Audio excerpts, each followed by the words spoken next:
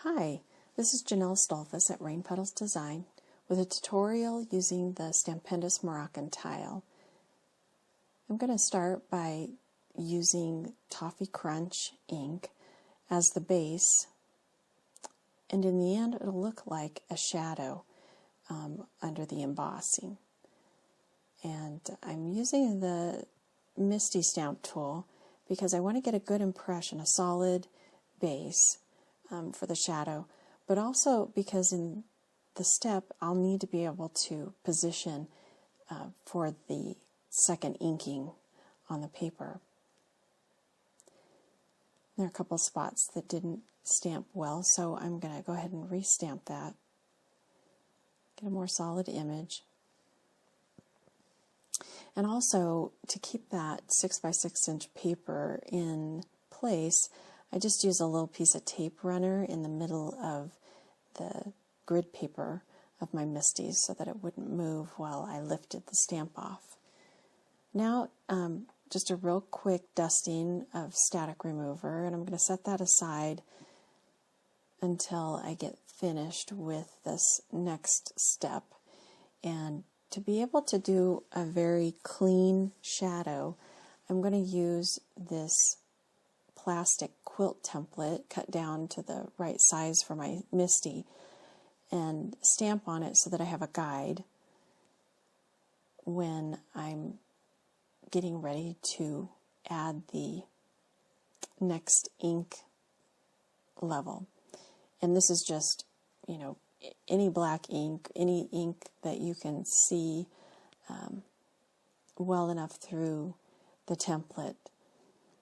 And what I realized is that really only need like the four corners of the stamped image, so save some time and just stamp the corners and not the whole image.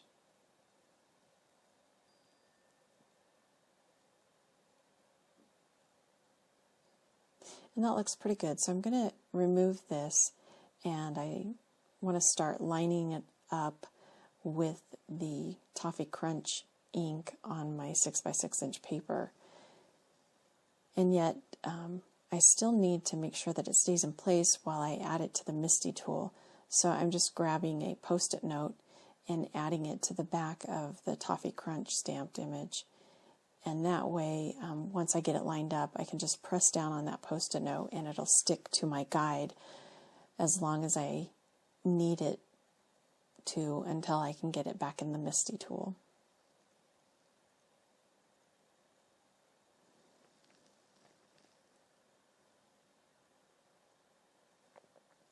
Now once it's all lined up, I'm going to carefully lift up the guide, the plastic template, from my paper and get ready to use some embossing ink, but I want to make sure that I have all of the ink off of my stamp.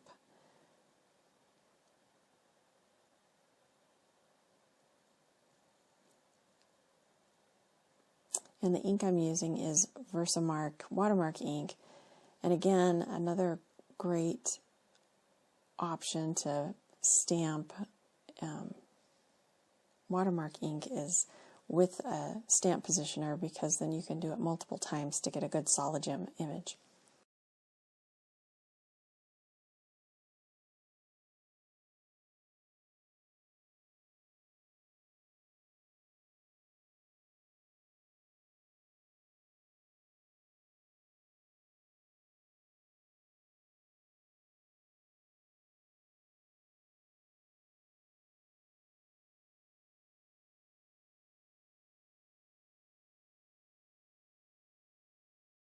And now that's done, I'm going to remove it from the stamp tool and get ready to emboss.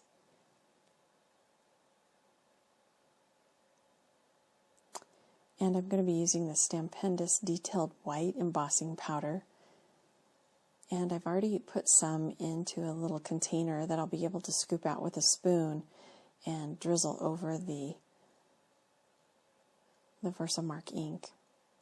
And I've left the post-it note there so that I have a little handle to make it convenient and not mess up any of the watermark ink.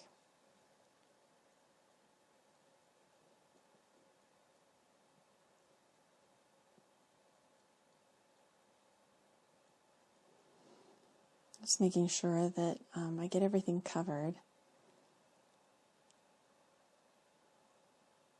And then whatever didn't get in the container, I've put a piece of paper underneath it, so I can just shake that back into the container. Now that that's all done, I'm going to go ahead and get started with the heat tool. And I'm going to go ahead and speed this up so that we don't have to watch it slowly get set. And you'll see that it's just almost disappeared.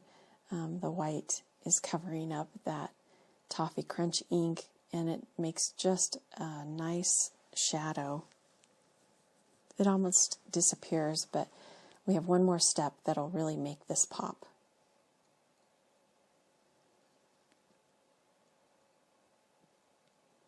And we're going to go back to the Toffee Crunch ink and use a blending tool. A sponge will work just as easily. I'm just going to rub that over the paper, and whatever isn't embossed with the white embossing powder will start showing up.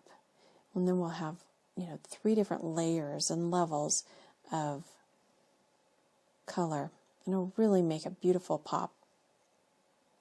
And this is the finished piece. And I've already finished a card and actually used a couple of other Stampendous products.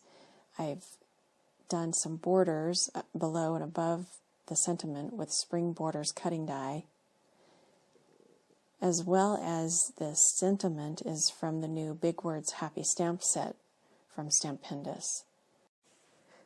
Find more information like supplies and written instructions for this project on my blog at Rain Petals Design.